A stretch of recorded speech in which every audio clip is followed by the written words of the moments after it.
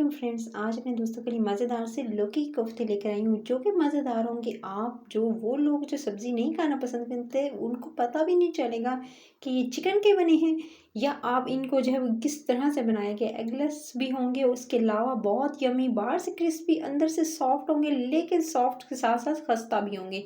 सबसे पहले आपने ले लेने हैं 2 अदद इस तरह से गोल साइज़ के जो है वो आपने कद्दू लेने हैं, उनको छील लेना है, पील ऑफ कर लेना है। फ्रेश होने चाहिए, थोड़े सॉफ्ट होने चाहिए, बिल्कुल पका हुआ कद्दू नहीं होना चाहिए। तो उसके बाद आपने इस तरह से कद्दूकस जो है वो इसको कर लेना है, ठीक है। ये बड़े सुराख से करना चाहते हैं तो बड़े से कर लीजिएगा, लेकिन आपने बारीक वाले सुराख जो होते हैं ना, ठीक है, आपने इस तरह से जो है वो इस पर ग्रेट कर लेना है, लेकिन बारीक सुराख से कीजिएगा। उसकी वजह ये है कि एक तो ये है कि इसके बारीक बारीक से स्लाइस्ड होंगे, यानी बारीक बारीक ग्रेट करेंगे तो उससे क्या होगा कि आपका जो बाइट है वो लेते वक्त आपको महसूस होगा कि आप बिल्कुल जो है वो कीमा की तरह हो जाएंगे, बिल्कुल एकदम बिल्कुल बारीक से। सो इसलिए आपने इसको अच्छे से कद्दूकस करके इनका पानी निकाल लेना, निचोड़ देंगे इनका पानी, क्योंकि अगर पानी नहीं निकालेंगे तो इसके अंदर मॉइस्चर रह जाएगा और मॉइस्चर की वजह से आपके लौकी के कोफ्ते जो होंगे वो एकदम ख़राब हो जाएंगे, यानी बिल्कुल सौगी से हो जाएंगे। पानी बहुत अच्छे से निकालना है, अच्छे से पानी निकालें तो इसके अंदर आपने शामिल करना है सबसे पहले ड्राई आपने कुछ धनिया, ठीक है, 1 टीस्पून, साथ में आपने हल्दी हाफ टी स्पून, उसके साथ ही आपने इसके अंदर ऐड करनी है कश्मीरी लाल मिर्च आपने हाफ टी स्पून। ये थोड़ी ज़्यादा कड़वी नहीं होगी, ज़्यादा यानी तीखी नहीं होगी, तो आपने जो है इसे कम ज़्यादा कर सकते हैं। उसके बाद आपने इसके अंदर बेसन 1 चमचा भर कर इस्तेमाल करना है आपने जो खाने वाला है, और या तो आप 1 से 2 भी कर सकते हैं, लेकिन ज़्यादा करेंगे तो फिर बेसन का टेस्ट आएगा और आपको लौकी का टेस्ट फील नहीं होगा। उसके साथ ही आपने इसके अंदर ऐड करने हैं आपने थोड़ा सा अनारदाना, और उसके अलावा धनिया चॉप किया हुआ इसके अंदर शामिल कर देंगे। अनारदाने से बहुत अच्छा टेस्ट आएगा गाइस। अगर अनारदाना इस्तेमाल नहीं करना चाहते, यानी नहीं है आपके पास अवेलेबल, तो आप जो है उसके जगह जो है अल्टरनेटिव आप जो है वो आमचूर इस्तेमाल कर सकते हैं, क्योंकि खटास की वजह से बहुत अच्छा टेस्ट आएगा। सो आपने अनारदाना मिस नहीं करना है, चूट कर यानी अच्छे से ग्राइंड करके तब शामिल कीजिएगा धोकर। उसके बाद आपने इसके अंदर थोड़ा सा जो देसी घी शामिल करना है, तकरीबन 1 टीस्पून भरकर इसके अंदर शामिल कीजिएगा। इससे बहुत आपके अच्छी सी बाइंडिंग भी हो जाएगी, क्योंकि बाइंडिंग का काम करेगा बेसन, और अच्छा सा जो इसके अंदर टेक्सचर लेकर आएगा वो घी होगा। उसके साथ ही आपने इसके अंदर नमक शामिल करना है। नमक तब शामिल कीजिएगा जब आपने कोफ्ते बनाने हों, क्योंकि अगर पहले शामिल कर देंगे तो आपकी जो दोबारा से जो लौकी है, ये कद्दू है, ये पानी छोड़ देगा, और आपके जो जितने भी आप बनाएंगे, ठीक है, राउंड फॉर्म में बनाएंगे कोफ्ते, वो सारे के सारे जो होंगे बिल्कुल एकदम जो है वो फिर बाइंडिंग उनकी मुश्किल हो जाएगी, बिखर जाएंगे।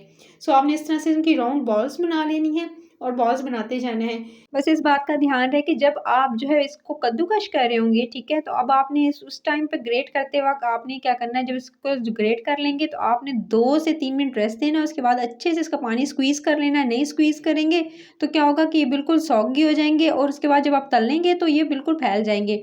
और अगर आप बेसन का इस्तेमाल ज़्यादा करते हैं इसको जोड़ने के लिए, बाइंडिंग के लिए, तो सिर्फ और सिर्फ बेसन का टेस्ट रह जाएगा और कच्चापन दूर नहीं होगा। इसलिए बेसन ज़्यादा इस्तेमाल नहीं करना है। सिर्फ अगर पानी निकला होगा तो बेसन का इस्तेमाल ज़्यादा नहीं करने का। और उसके बाद आपने इसको क्या करना है, इसको पहले से तेल गरम करना है, और गरम तेल करके इसके अंदर आपने इसको डाल देना कोफ्तों को।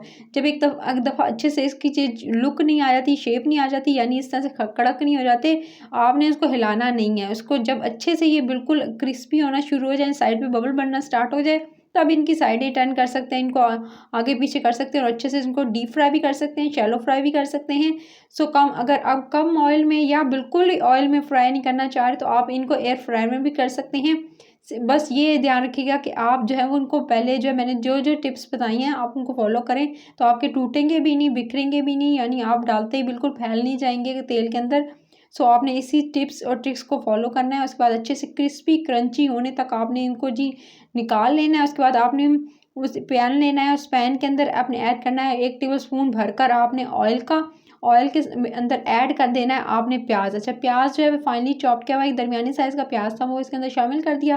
अब मैं आपको कट करके दिखाती हूँ किस तरह के अंदर से इनकी कैसे हैं, और आप ये देख सकते हैं बाहर से क्रंची और अंदर से कुछ इस तरह से हैं। खा के इसका टेस्ट बहुत अच्छा, बहुत यम्मी होगा। आपको लगेगा भी नहीं कि आप जो है लौकी के कोफ्ते खा रहे हैं, क्योंकि वो बच्चे, स्पेशली बच्चे बड़े सभी भाग रहे होते हैं, तो भाई हमें सब्ज़ी नहीं खानी, तो ये सब्ज़ी के इतने यूनिक और इतने मज़ेदार होंगे ना, आप खुद ट्राई कीजिएगा। उसके बाद जैसे ही थोड़ा-सा आपके प्याज़ जो है वो थोड़ा लाइट उसका कलर होगा, यानी लाइट गोल्डन की तरफ जाएगा, आपने इसके अंदर अदरक लहसुन का पेस्ट 1 टीस्पून भरकर इसके अंदर शामिल कर देना है। साथ में ही आपने इसको अच्छे से इसको फ्राई करना है, जब तक कि अच्छे से थोड़ा-सी इसकी भुनाई करेंगे, भूनना ज़रूरी है। क्यों? क्योंकि आपने जो है इसका कच्चापन भी दूर करना होता है और जितनी भुनाई करेंगे उतना अच्छा टेस्ट फ्लेवर आएगा। उसके बाद आपने इसके अंदर ऐड कर देना है ज़ीरा 1 टीस्पून, साथ में आपने हल्दी का पाउडर 1 टीस्पून, साथ में इसमें अब मसाले जाएँगे गाइस, क्योंकि बिना मसालों के तो बनेगा नहीं। साथ में आपने लाल मिर्ची भी हाफ़ टीस्पून, साथ में आपने दरदरा मोटा पिसा हुआ आपने धनिया वो हाफ़ टीस्पून और साथ में थोड़ा-सा जो है मैं नारदाना जो था हाफ़ टीस्पून सिर्फ़ और सिर्फ़ ग्राइंड करके वो भी इसके साथ ही शामिल कर दिया। मसाला जैसे ही भुनेगा आपने इसके अंदर 1 टेबलस्पून भरकर आपने बेसन का ऐड करके आपने इसको अच्छे से भूनना है, जब तक कि इसकी साइडों पर बबल्स नहीं बनना शुरू हो जाते, यानी जब तक कि अच्छे से भून के आप डालिएगा बेसन को, बगैर भुना हुआ मत डालिएगा, 1 टेबलस्पून ही डालिएगा। उसके बाद जब बबल्स बनना स्टार्ट हो जाए मसाले के अंदर, तो इसका मतलब है आपका जो बेसन है वो बहुत अच्छे से भुना जा चुका है।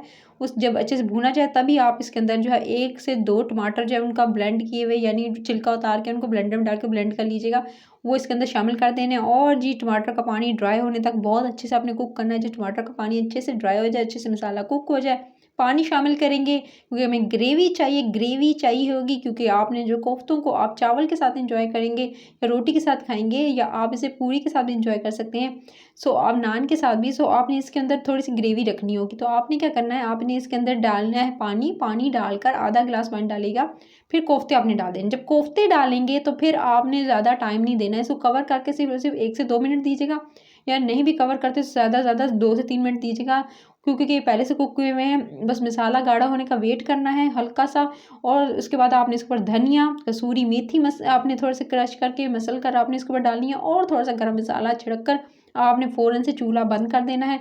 और जब आपको दोबारा गर्म करना होगा तभी गर्म कीजिएगा, और बार-बार इसको जो है वो आपने ज़्यादा देर तक आपने स्टीम या कुक करने की ज़रूरत नहीं है। रेसिपी पसंद आई तो रेसिपी करिए, चैनल को सब्सक्राइब, वीडियो को लाइक और शेयर कीजिएगा।